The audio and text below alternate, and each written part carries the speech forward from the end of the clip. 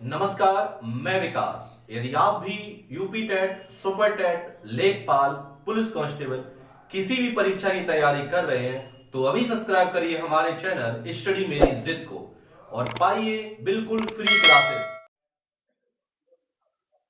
Hello everyone, मैं विकास। स्वागत है आपका अपने चैनल स्टडी मेरी जिद में।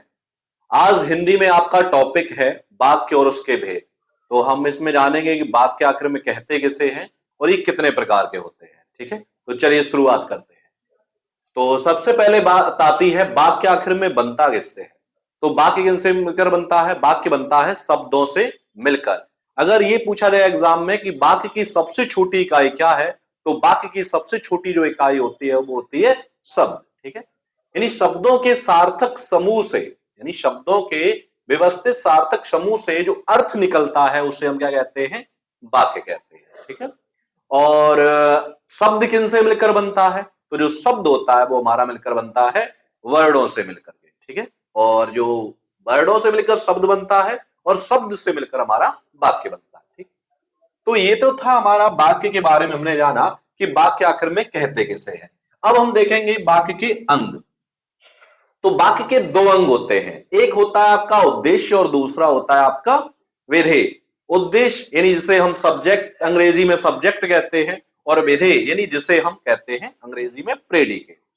तो उद्देश्य और विधेय के बारे में जानेंगे, आखिर उद्देश्य क्या होता है और विधेय क्या होता है। ठीक है, तो वाक्य में जिसके बारे में कुछ बताया जाता है, यानी एक वाक्य दिया जाए और उसमें जिसके बारे में कुछ कहा जाए उसे हम कहते हैं उद्देश्य। जैसे कहा गया है अनुराग खेलता है। अब वाक्य है हमारा कि अनुराग खेलता है। अब जो खेलता है वो किसके बारे में कहा जा रहा है? वो कहा जा रहा है आपका अनुराग के बारे में। तो अनुराग हमारा क्या हो जाएगा? अनुराग हो जाएगा हमारा उद्देश्य। ठीक है, अनुराग क्या हो जाएगा? हमारा उद्देश्य। अगर ये आता है मोहिनी खाना खाती है या फिर मोहिनी पत्र लिखती है, तो पत्र लिखती है या खाना खाती है तो वो कौन कर रहा है? मोहिनी। यानी बाकी के बारे में कहा जा रहा है कि पत्र लिखती है, तो पत्र लिखती है, कौन पत्र लिखती है? तो मोहिनी पत्र लिखती है।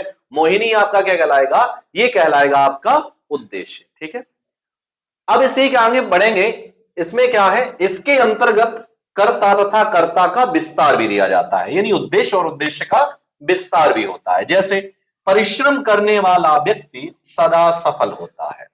परिश्रम करने वाला व्यक्ति सदा सफल होता है। अगर कहा जाए इस वाक्य में बताइए उद्देश्य विस्तार क्या है, ये कर्ता विस्तार क्या है, तो यहां पे हो जाएगा परिश्रम करने वाला व्यक्ति। ये हमारा पूरा क्या हो जाएगा? उद्देश्य विस्तार। यानी व्यक्ति तो है लेकिन कैसा है? परिश्रम करने वाला व्यक्ति। अब सदा सफल होता है, ये हमारा क्या हो जाएगा? ये हो जाएगा हमारा विधेय।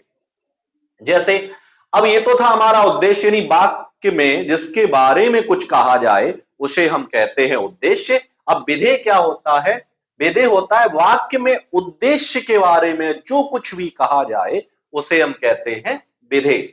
यानी वाक्य में जिसके बारे में कुछ कहा जाता है उसे कहते हैं उद्देश्य, और उद्देश्य के बारे में जो कुछ भी कहा जाए उसे हम कहते हैं विधेय।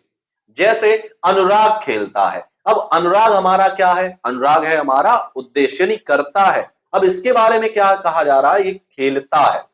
तो खेलता है ये हमारा क्या हो जाएगा? ये हो जाएगा हमारा विधेय। या मोहिनी खाना खाती है, या सोहन मैदान में दौड़ रहा है, तो मैदान में दौड़ रहा है ये हमारा हो जाएगा आपका विधेय, और मोहन जो है वो हमारा हो जाएगा उद्देश्य। ठीक है, यानी सब्जेक्ट और प्रेडिकेट यानी उद्देश्य और विधेय हम अच्छे समझ गए कि उद्देश्य किसे कहते हैं और विधेय किसे कहते हैं। उद्देश्य कहते हैं वाक्य में जिसके बारे में कुछ कहा जाए उसे हम कहते हैं उद्देश्य, और उद्देश्य के बारे में जो कुछ भी वाक्य में कहा जाए उसे हम कहते हैं विधेय। ठीक है, जिस प्रकार उद्देश्य और उद्देश्य का विस्तार था उसी प्रकार हमारा विधेय और विधेय का विस्तार भी होता है। जैसे लंबे लंबे बालों वाली लड़की अभी अभी एक बच्चे के साथ दौड़ते हुए उधर आई है, गई है। तो अभी अभी दौड़ते बच्चे के साथ दौड़ते हुए उधर गई है, ये हो जाएगा हमारा विधेय, और विधेय का विस्तार है। कैसे गई है? दौड़ते हुए गई है। इसी प्रकार अगर हम बात करें इस वाक्य में कि हमारा उद्देश्य क्या है, तो उद्देश्य है लंबे लंबे बालों वाली लड़की, ये हमारा हो जाएगा उद्देश्य। ठीक है, तो ये था हमारा वाक्य के अंग। तो वाक्य के दो अंग हैं, एक उद्देश्य और विधेय। अब हम देखेंगे कि वाक्य के प्रकार, अर्थ के आधार पर वाक्य हमारे कितने प्रकार के होते हैं और रचना के आधार पर वाक्य कितने प्रकार के होते हैं। अर्थ के आधार पर वाक्य हमारे 8 प्रकार के होते हैं और रचना के आधार पर वाक्य जो है हमारे वो होते हैं 3 प्रकार के, सरल वाक्य, मिश्र वाक्य और संयुक्त वाक्य। ये आपके लिए बहुत ही मोस्ट इंपॉर्टेंट है। ठीक है, आज हम देखेंगे कि अर्थ के आधार पर वाक्य के भेद। तो अर्थ के आधार पर जो वाक्य होते हैं वो हमारे कितने प्रकार के होते हैं, 8 प्रकार के होते हैं। एग्जाम में आपसे जरूर पूछ सकता है। तो यहां पे हमने कुछ आपके जो प्रकार दिए गए हैं वो लिखे हैं और उनके हमने उदाहरण दिए गए हैं। परिभाषा हमने नहीं, परिभाषा सीधे सीधे हम ऐसे समझ लेंगे क्योंकि हम ये बचपन से पढ़ते चले आए हैं। ठीक है, नंबर 1 है आपका विधानवाचक। विधानवाचक का मतलब है सरल वाक्य, साधारण वाक्य, जिसमें एक ही कर्ता हो और एक ही उद्देश्य हो, उसे कहते हैं विधानवाचक वाक्य। जैसे मैंने दूध पिया, सरल वाक्य है, साधारण वाक्य है। वर्षा हो रही है, तो ये कैसे वाक्य है हमारे, विधानवाचक है, सरल वाक्य है, साधारण वाक्य है।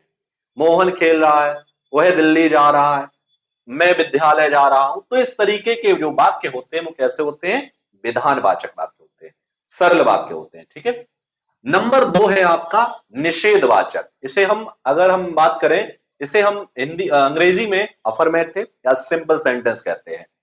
निषेधवाचक नंबर 2 है, जिसे हम अंग्रेजी में निगेटिव सेंटेंस कहते हैं।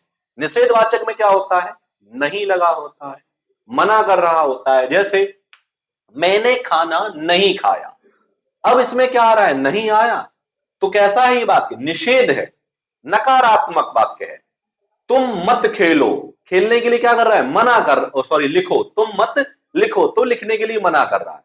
तो जहां भी नहीं लगा हो, मत लगा हो, तो वहां वो वाक्य कैसा होता है, निषेधवाचक वाक्य होते हैं। ठीक है, अब नंबर आपका 3 है आज्ञावाचक वाक्य। आज्ञावाचक वाक्य क्या होते हैं, जिसमें परामर्श, सलाह, आदेश, इन भावों को प्रकट किया जाता है, उसे हम कहते हैं आज्ञावाचक वाक्य। आज्ञा दी जाती है, जैसे बाजार जाकर फल ले आओ, तो क्या कर दिया जाए कि बाजार जाकर फल ले आओ। आज्ञावाचक में क्या है, बाजार जाकर फल ले आओ। तो बाजार जाकर फल ले आओ, तो क्या कर रहा है, वो आज्ञा दे रहा है, उसे आदेश दे रहा है कि मोहन दरवाजा बंद कर दो, तो क्या कर रहा है, उसे आदेश दे रहा है। सलाह दी जाए, आदेश दिया जाए, प्रार्थना की जाए, तो वहां कैसा वाक्य होता है आपका, आज्ञावाचक वाक्य होता है। ठीक है, नंबर 4 है आपका प्रश्नवाचक वाक्य। अब प्रश्नवाचक वाक्य क्या होते हैं, जिन वाक्यों में प्रश्न पूछा जाता है, जैसे वाक्यों में आ जाए कहां, क्यों, कब, कैसे, ये अगर शब्द आपको देखने को मिले तो वाक्य कैसा आपका जाएगा, प्रश्नवाचक वाक्य। जैसे सीता तुम कहां से आ रही हो, तो सीता से प्रश्न पूछ रहा है, सीता तुम कहां से आ रही हो, या मोहन तुम क्या कर रहे हो, तो प्रश्न कर रहा है। तो ऐसे वाक्य जो प्रश्न करते हैं उन्हें हम कहते हैं प्रश्नवाचक वाक्य। या फिर कहते हैं क्या मोहन दिल्ली जा रहा है, तब भी वहां पे प्रश्न हो रहा है, तो वो भी वाक्य ऐसा कहलाएगा आपका प्रश्नवाचक। अब इच्छावाचक वाक्य क्या होते हैं, इच्छावाचक में आशीर्वाद, आशीष, इन भावों को प्रकट किया जाता है। जैसे भगवान तुम्हें लंबी उम्र दे, ईश्वर करे आपकी यात्रा मंगलमय हो, तो इस तरीके से वाक्यों में दिया जाता है। तो वहां पे आपके कैसे होते हैं, इच्छावाचक वाक्य। ठीक है, नंबर अगला है आपका संदेहवाचक वाक्य। अब संदेह में क्या होता है, डाउट दिया जाता है। जैसे शायद शाम को वर्षा हो जाए, अब संदेह है, क्लियर नहीं कि वर्षा हो जाए, शायद शाम को वर्षा हो जाए, या शायद राम आ जाए, या हो सकता है मोहन दिल्ली ना जाए। तो ऐसे वाक्य कैसे हो जाएंगे आपके, संदेहवाचक हो जाएंगे। ठीक है, अगला है विस्मयवाचक। विस्मयवाचक में क्या होता है, शोक, उत्साह, हर्ष, इन भावों को प्रकट किया जाता है, तो वहां कैसे होते हैं आपके विस्मयवाचक। जैसे वाह कितना सुंदर दृश्य है। अब यहां पे क्या होता है, पहचान इसकी होती है विस्मयादिबोधक चिन्ह। वाक्य में अगर विस्मयादिबोधक चिन्ह लगा है तो वाक्य कैसा है, विस्मयादिवाचक है, विस्मयवाचक वाक्य है। ये इसकी सीधी सीधी पहचान है, हमें देखने की भी जरूरत नहीं। अगर वाक्य में कहीं भी विस्मयादिबोधक चिन्ह लगा है तो वाक्य कैसा कहलाएगा, विस्मयवाचक।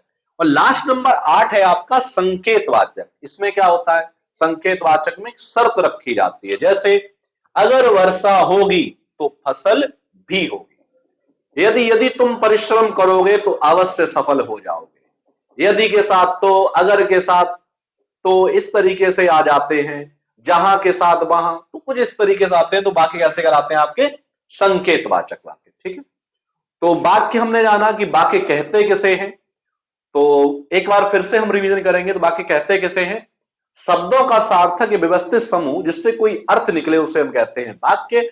और वाक्य के दो अंग होते हैं आपके, एक उद्देश्य और दूसरा होता है विधेय।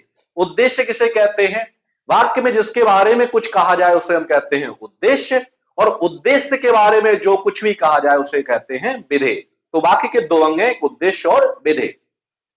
अब अर्थ के आधार पर वाक्य हमारे 8 प्रकार के होते हैं।